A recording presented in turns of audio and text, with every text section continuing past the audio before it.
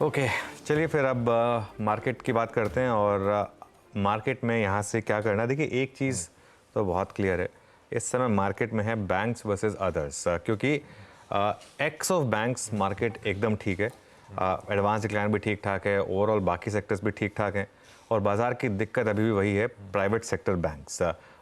यही मार्केट को अभी भी थोड़ा सा प्रेशर में डाल रहे हैं। कल भी आईसीआईसीआई और एक्सिस ने निफ्टी को चलने नहीं दिया, मतलब गिराया वुड बी रॉन्ग वर्ड। जो कैप लगाया वो उन्होंने, वो आईसीआईसीआई और एक्सिस ने ही किया।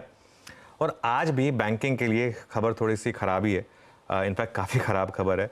ये काफ़ी इंट्रीगिंग है वैसे, जो सर ये जो आया है ना, इनका आरबीआई का जो बेसल 3 फ्रेमवर्क को लेकर जो सर ये आया है, ड्राफ्ट आया है, मोटा मोटी ये कह रहा है कि मेरी माता जी का जो डिपॉजिट है वो ज़्यादा सेफ है कंपेयर टू मेरा डिपॉजिट, क्योंकि मैं तो इंटरनेट बैंकिंग के थ्रू करता हूँ और शायद मेरी जो मम्मी के डिपॉजिट थे वो तो बैंक जाके उन्होंने कराए हुए होंगे। बट ये जो भी है वो, उस पर उन्होंने एक 31 अगस्त तक कमेंट्स मांगे। तो इंटरनेट और मोबाइल बैंकिंग बेस्ड डिपॉजिट्स को आपको बेसिकली ज़्यादा वेट देना होगा और इसकी वजह से एक आईआईएफएल की एक रिपोर्ट आई है। आईआईएफएल की रिपोर्ट क्या कह रही है कि इससे जो लिक्विडिटी कवरेज रेशियो है, एलसीआर बैंकों का, उस पर 11 to 18% का इम्पैक्ट आएगा सारे बैंकों पर। और कुछ बैंक हैं, फेडरल बैंक जैसे, जहां तो थ्रेशोल्ड के भी नीचे आ जाएगा। तो इससे दिक्कत क्या होगी, बैंकों का क्रेडिट डिपॉजिट रेशियो और ख़राब होगा। और ये एक चीज़ क्लियरली मार्केट में इस समय आपको जो बता रही है कि बैंकों में दिक्कत है इस समय। और मैं हमेशा एक चीज़ बोलता हूँ कि थोड़ा जो रेगुलेटरी सेक्टर्स है ना, उसमें ये दिक्कतें रहेंगी आपको, तो ये एक दिक्कत है। तो इसके लिए अब आपको बैंकों से हटकर दूर देखना होगा और मार्केट की लीडरशिप आज आईटी और एफएमसीजी के पास, आज क्या मतलब अब लीडरशिप रही है आईटी और एफएमसीजी के पास, इन दोनों में क्लियर कट एक मोमेंटम है। तो दोनों सेक्टर में थोड़े से हमने अपग्रेड्स भी देखे हैं नंबर्स के बाद, तो इन्हीं पर फोकस करें, इन्हीं पर फोकस करें। बैंक निफ्टी को कुछ टाइम के लिए अलग छोड़ दें। मार्केट का वर्डिक्ट जो है उसको रिस्पेक्ट करना चाहिए। बार बार मार्केट कह रहा है कि नहीं बैंक निफ्टी नहीं चलने को तैयार है, तो ज़बरदस्ती उसमें एंटर करके कोई फ़ायदा नहीं है। बैंक निफ्टी कल भी सुधरा नहीं था, पूरे दिन भर प्रेशर में ही रह गया, अंडर परफॉर्मेंस कंटिन्यू करती हुई, और ये एडिड सरदर्द इस पॉकेट के लिए सामने आता हुआ। खैर, अब आइए, आज ठीक है, पिछला सीरीज ऑन सीरीज परफॉर्मेंस बहुत बड़ी इवेंट सीरीज में बुरा नहीं रहा। जुलाई के महीने में, जुलाई की सीरीज में 1.5% का उछाल निफ्टी में देखने को मिला और आज से अब नए सीरीज का आगाज होता हुआ, अगस्त वायदा का। कैसी रही, कुछ देखा क्या हिस्टोरिकली, कुछ झलक दे रही है कि आने वाले दिनों के लिए? नहीं, वो तो खैर सुबह आपने भी दिखाया था कि किस तरह से वार्निंग, हाँ, वो विद वार्निंग की past performance is not indicator of future performance. देखिए, अगस्त सीरीज मार्केट के लिए अच्छी रही है वैसे। पिछले आप अगर 6 साल का ट्रेंड देखें, 6 में से 4 पॉजिटिव, और पॉजिटिव भी ऐसा नहीं कि छोटा मोटा पॉजिटिव, अच्छा पॉजिटिव। ऑन एन एवरेज 4-4.5%, 4% का मतलब आज की डेट में इस लेवल पे 1000 पॉइंट होता है। तो ये बेसिकली निफ्टी का परफॉर्मेंस रहा है। 2 साल हम नेगेटिव रहे हैं। अच्छा, उनमें 2020 का आप चाहें तो एक बार के लिए पिंच ऑफ सॉल्ट के साथ लें, वो कोविड ईयर था, तो उसमें मार्केट में काफ़ी मूव्स आए थे उधर, लेकिन अदरवाइज इन जनरल सीरीज जो है ये अगस्त की पॉजिटिव रही है। अच्छा, स्टैटिस्टिक्स देख रहा था मैं, इस बार थोड़े से स्टैटिस्टिक्स में गड़बड़ इसलिए है क्योंकि अभी तक बैंक निफ्टी की मंथली एक्सपायरी नहीं हुई है। तो बैंक निफ्टी का रोल ओवर नहीं है, वो समझ लीजिए आप। कुछ रोल ओवर रिपोर्ट्स में मेंशन कर दिया है कि बैंक निफ्टी के रोल ओवर कम हुए हैं, कम ही होंगे ना, अभी तक बैंक निफ्टी एक्सपायर नहीं हुआ है, वो अगले वो वेंसडे को एक्सपायर होने वाला है।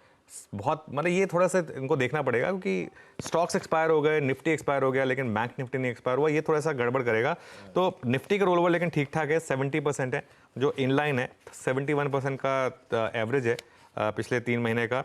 वो एवरेज इसलिए बिगड़ा था क्योंकि मई में 65% रोल ओवर हुए थे इसके लिए।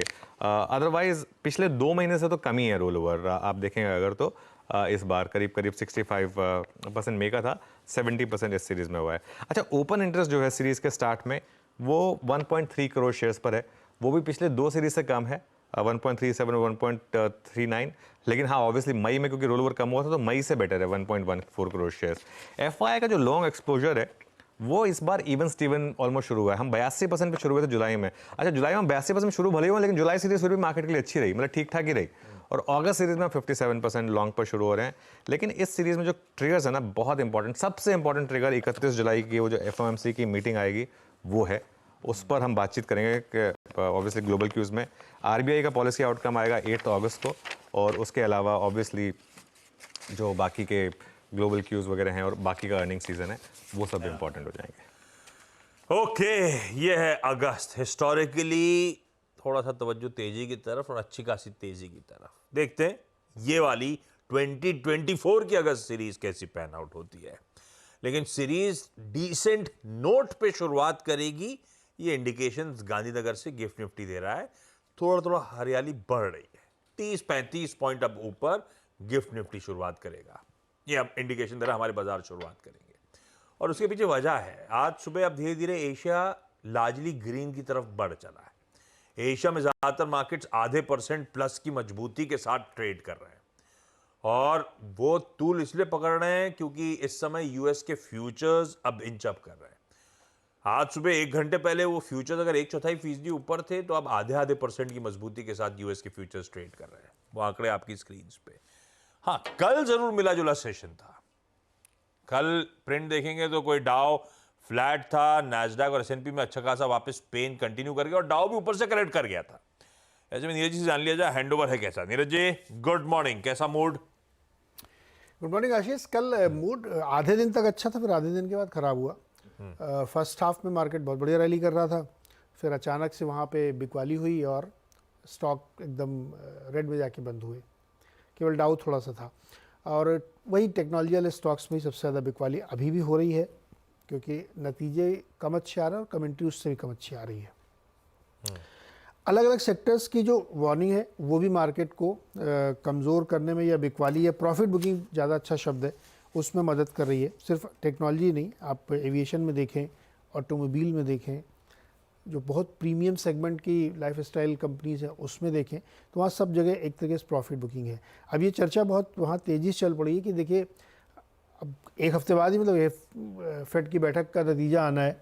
बहुत सारे लोग उम्मीद करके बैठे कि जुलाई में ही कट जाएगी, फिर भी मार्केट सस्टेन नहीं कर रहा है, क्योंकि कहीं ना कहीं अब लोगों को लग रहा है कि यार कमेंट्री अच्छी नहीं आ रही मार्केट से। अगर रिजल्ट सीजन अच्छा नहीं जा रहा है तो मार्केट सस्टेन नहीं कर रहा है। ये मैं बात बहुत दिन से कह रहा था कि रिजल्ट सीजन ही ड्राइव करेंगे यूएस मार्केट को। तो अगर रेट कट आ जाएगा जुलाई में सरप्राइज के तौर पे तो बहुत अच्छी बात है, सस्टेन करेगा, नहीं तो थोड़ा रिजल्ट सीजन मार्केट को ड्रैग करेगा नीचे की ओर, और ये हर सेगमेंट में होता हुआ दिखा। मुझे लगता है कि एक ट्रेड रिवर्सल है यूएस में, और ये सिर्फ इक्विटी की बात नहीं कर रहा हूँ मैं। आप मेटल्स में देखिए, वहाँ भी क्वाली है, बॉन्ड मार्केट में देखिए, वहाँ भी क्वाली है, हर जगह आपको देखिए ट्रेड रिवर्सल होता हुआ दिख रहा है। कल फोर्ड के नतीजे कितने ख़राब थे, बहुत बुरी तरीके से गिरा। तो मुझे लगता है ये एक वार्निंग सिग्नल है यूएस मार्केट में। अभी ये एकदम कंफर्म नहीं है कि यही ट्रेंड हो जाएगा वहाँ पे, लेकिन अगले 2-3-4 दिन में ये तय हो जाएगा कि अगर रेट कट नहीं आया और रिजल्ट खराब आते रहे तो यूएस मार्केट में ठीक ठाक करेक्शन देखने को मिल सकता है। चलिए देखते हैं फिर नतीजों पे खास तौर पे नजर। और अब तो सबसे इंपॉर्टेंट, अगले हफ्ते जब आएंगे तो वेडनेसडे रात को वो ऑल इंपॉर्टेंट फेड का फैसला सामने आ रहा होगा। ठीक है, पर आज सुबह के फ्यूचर्स थोड़ा सा इंकरेजिंग सिग्नल्स दे रहे हैं। एशिया बेहतर कर रहा है, गिफ्ट निफ्टी ठीक ठाक इंडिकेशंस दे रहा है। पर इस बीच हमारा ट्रेड समीकरण बैठ कैसा रहा है? कल जो खराब ग्लोबल संकेतों के बाद गैप डाउन हुआ, उसके बाद बढ़िया रिकवरी ट्रेड प्ले आउट हुआ, बिल्कुल फ्लैट लाइन। 203 पॉइंट नीचे वाला निफ्टी महज 7 पॉइंट कमजोरी के साथ बंद हुआ। इतने खराब ग्लोबल संकेतों के बीच में फिर से प्रूवन गजब रेजिलियंस। ऐसे में सेटअप कैसा लग रहा है? सेटअप अच्छा है। देखिए एफआई और डीआई के नंबर्स जो हैं कल के थोड़े से पिंच ऑफ सॉल्ट के साथ लेंगे, क्योंकि एक्सपायरी थी, लेकिन फिर भी एफआई ने सेल किया 2605 करोड़, डीआई ने बाय किया 2432 करोड़। और अब वो टेबल आएगी आपके सामने, मतलब वो बार्स आएंगे आपके सामने, उसमें आपको दिखाई देगा। अब वापस ट्रेंड जो है वही नॉर्मल बन गया है कि एफआई सेल कर रहे हैं, डीआई बाय कर रहे हैं। आई थिंक और 3-4 दिन के बाद ये वापस पूरा रेड और ग्रीन में कन्वर्ट हो जाएगा एफआई और डीआई का मामला। इंडेक्स फ्यूचर्स में कल 3000 करोड़ की सेलिंग हुई और 1500 करोड़ की स्टॉक फ्यूचर्स में सेलिंग हुई। विद इन दैट कल बैंक निफ्टी में अगेन ज़्यादा सेलिंग हुई, करीब 3700 करोड़ की, क्योंकि bank Nifty clearly weaker component है मार्केट का। और अगर आप ट्रेंड देखेंगे, अब 5 दिन से सेलिंग हो रही है और 5 दिन से लगातार एफआईएस के लॉन्ग्स कम हो रहे हैं। कल भी 1,76,000 लॉन्ग्स कटे और 1256 शॉर्ट ऐड हुए। और वो टेबल आएगी आपकी स्क्रीन पर। अब ऑब्वियसली वो इस ग्राफ का मतलब इतना नहीं है क्योंकि एकदम से नई सीरीज़ की शुरुआत हुई है, लेकिन अगर आप टेबल फॉर्मेट में देखेंगे तो 62,000 लॉन्ग्स पर हैं हम और 57% बेसिकली लॉन्ग पर हैं। कहाँ हम थे 85% और 3,90,000 पर, अब हम 56% और 62,000 पर हैं। इंडिया विक्स कल काफ़ी बढ़ा, 6.38% बढ़ा और पुट कॉल रेशियो थोड़ा हायर स्टार्ट हो रहा है 1.21। तो ये थोड़ा सा एक दिक्कत। बैन में कोई स्टॉक है नहीं क्योंकि नई सीरीज की शुरुआत है। सेटअप पॉजिटिव है। सेटअप पॉजिटिव है। आज सुबह के ग्लोबल संकेत ठीक ठाक है। ऐसे में आप निफ्टी का अप्रोच कल का पहले स्क्रीन पे दिखाइएगा।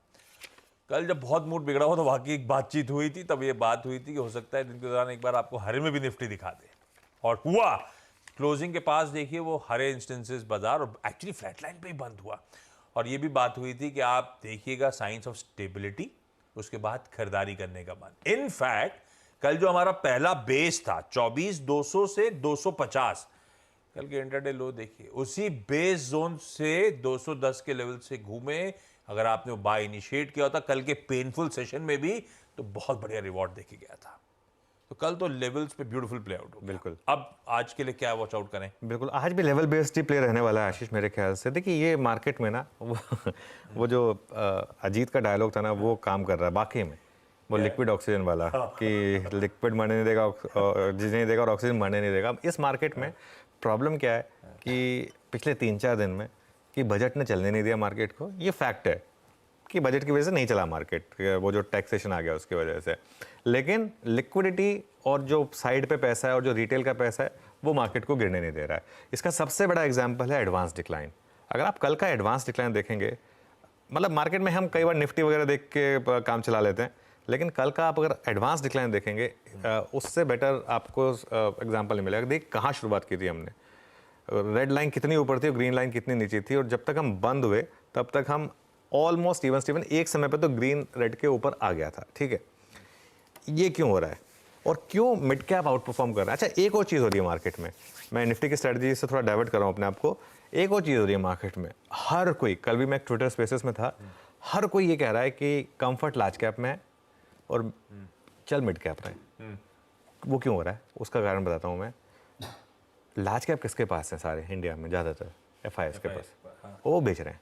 तो अब जैसे फॉर एग्जांपल ICICI बैंक है या एक्सिस बैंक है, आप जितना मर्जी रिटेल उसको एब्जॉर्ब करना चाहे वो FI उतना ज़्यादा माल छोड़ देता है। मिड कैप में ये दिक्कत नहीं है। मिड कैप में रिटेल अब थोड़ा बाय करता है, बियॉन्ड अ पॉइंट सेलिंग खत्म हो जाती है, पूरी सेलिंग एब्जॉर्ब कर लेता है। अब जैसे कल एक्सिस बैंक है, कल एक्सिस बैंक के वॉल्यूम्स देखिए आप, इतनी सेलिंग रिटेल नहीं एब्जॉर्ब कर पाएगा। 3 करोड़ शेयर का वॉल्यूम हुआ, मतलब करीब करीब 3500 करोड़, तो करीब करीब 1800 करोड़ की डिलीवरी, उतना नहीं एब्जॉर्ब कर पाएगा। लेकिन छोटे मोटे स्टॉक्स जो हैं वहाँ पे एब्जॉर्ब हो जाते हैं। तो ये एक और रीज़न है कि क्यों आपके मिड कैप चल रहे हैं कंपेयर टू लार्ज कैप। अब आते हैं हम निफ्टी की स्ट्रैटेजी पर, निफ्टी के लेवल्स टू डिस्कस। पहला सपोर्ट फिर वही 24,200 से 24,270। अच्छा, ये बहुत इंपॉर्टेंट सपोर्ट दो कारणों से। एक तो कल का लो है यहाँ पर 24,210 और एक आपका 20 डे EMI 24,250 के आसपास जो हमने डिस्कस भी किया था। उस हिसाब से आई थिंक ये सपोर्ट नहीं टूटना चाहिए। वैसे तो मेरा ही मानना है कि नहीं टूटेगा। अगर टूट गया तो 24,050 से 24,100 बजट डे का लो। हम लॉन्ग पोजीशंस कैरी कर रहे हैं कल से, मतलब कल का एक स्ट्रैटेजी थी कि लॉन्ग पोजीशन कैरी करिए। अगर आप वो कैरी कर रहे हैं तो आपका स्टॉप लॉस हो जाएगा 24,210 का। रेजिस्टेंस कहाँ मिलेगी? 24,500 से 24,600। वो क्या है? इस हफ्ते का हाई। इस हफ्ते के जो 3 दिन है उनमें यहीं कहीं हाई रहा है आसपास 24,500 से 24,600 का। और बड़ी रेजिस्टेंस 24,750 से 24,800 कॉल राइटर्स का जोन। और उसके बाद फिर हम ऑल टाइम हाई की बात करेंगे अगर ये क्रॉस हुआ तो। बाय कहाँ करना है आपको? कल जैसा फैंसी डिप तो मार्केट आपको दे नहीं रहा है, तो 24,375 से 24,425, मतलब 25 यहाँ से करीब करीब 30 पॉइंट नीचे या 20-30 पॉइंट ऊपर, इस जोन में मिल जाए तो आप थोड़ा सा बाय कर लीजिए यहाँ पर। और फिर ऐड करने का जोन आएगा 24,300 से 24,350 सब। आई थिंक गिफ्ट निफ्टी भी थोड़ा कम सेल किस लिए कर रहा है कि बैंक निफ्टी में शायद आज एक हल्का सा गैप डाउन की शुरुआत हो, इसके लिए। स्टॉप लॉस अगर आप डे ट्रेडर हैं तो होगा आपका 24,200, बहुत सिंपल ट्रेड है। अगर आप पोजिशनली कैरी कर रहे हैं तो वही बजट डे लो रहेगा, मतलब पोजिशनल मतलब अगर 23,350 23,500 से कैरी कर रहे हैं तो। अगर आप एग्जिस्टिंग पोजीशंस की बात कर रहे हैं, कल वाली पोजीशंस की बात कर रहे हैं, तब यहाँ से आपको एक बेसिकली एक 24,200 का स्टॉप लगाना होगा। ये हो गया निफ्टी 50 का। आज का आउटलुक या आज की स्ट्रैटेजी। निफ्टी बैंक वो पॉकेट जिससे रह रहे के दूर, कल भी कुछ नहीं करा इस पॉकेट, क्या अंडर परफॉर्मेंस था, पूरे दिन प्रेशर में ही रहा और फाइनली 400 450 पॉइंट दबाव, 3/4% से ज्यादा कमजोर। और आज वो निगलिंग वरीज जो सुबह से अपफ्रंट मेंशन भी हो गई। ऐसे में निफ्टी बैंक हाँ दूर तो है ही है, लेकिन फिर भी वॉच आउट क्या करें। देखिए इन निफ्टी बैंक की जहाँ तक बात है, निफ्टी बैंक में सिर्फ एक ट्रेड है और एक चीज़ है, आशीष CNBC आवाज़ के व्यूअर्स जानते हैं इस चीज़ को कि एकदम टाइम से एक चीज़ क्लियर कर दी गई थी कि निफ्टी बैंक से दूर हो जाइए। Yes. और एक हमने सबसे शानदार ट्रेड पकड़ी थी निफ्टी बैंक में और एकदम एक हाइस पर एक व्यू लिया था कि अब यहाँ से निफ्टी बैंक में एक मूव कंप्लीट हो गया, अब इससे दूर हो जाइए। और मैंने एक चीज़ हमेशा कही है, शॉर्ट का व्यू इसलिए नहीं लिया था क्योंकि मार्केट में ओवरऑल ट्रेंड पॉजिटिव था इसके लिए, वरना निफ्टी बैंक में शॉर्ट करके भी लोगों ने पैसा बनाया है। निफ्टी बैंक पे एक ही ट्रेड है, जहाँ पे रैली फेल हो वहाँ पे सेल कर दे। आप पिछले 5-6 दिन का ट्रेंड देख लीजिए, यहाँ पर एक यही ट्रेड बन रही है, तो वो करें, जहाँ रैली फेल हो वहाँ सेल करें। सपोर्ट कहाँ पर है, 550 से 50-600 कल का लो, और फिर बड़ा सपोर्ट है आपका 50-250 से 50-300 ऑप्शंस का जोन। अगर ये टूटेगा तो मार्केट में फिर बड़ी वाली गिरावट भी आएगी बैंक निफ्टी में। रेजिस्टेंस कहाँ पर है, 51,000 से 51,050। आई थिंक ये जोन होगा जहाँ पर बेस्ट सेलिंग अपॉर्चुनिटी होगी फेल हुआ तो, और उसके बाद 51,300 से 51,400। लेकिन बैंक निफ्टी में लेवल बेस्ड ट्रेडिंग का उतना मायने नहीं है जितना कि ये ओवरऑल ट्रेंड की बात है। ट्रेंड बैंक निफ्टी का बहुत खराब है बेसिकली। हाँ, ये कितने दिनों से चर्चा हो रही थी, क्या वीकनेस है निफ्टी बैंक में, ट्रेंड बिगड़ा हुआ है। जहां पे momentum rally fail fizzle out होती दिखती है, वहां पे बिकवाली करने के मौके। खैर, लेवल जो आप कीनली वॉच आउट करते हैं वो भी प्रोड्यूसर साहब ने आपकी स्क्रीन पे रख दिए। हो गया आज का निफ्टी बैंक का बढ़िया सा अप्रोच। पैनल भी रेडी हो रहा है, कुछ देर में स्टॉक पिक्स पे चलेंगे, लेकिन पहले आज फ्राइडे के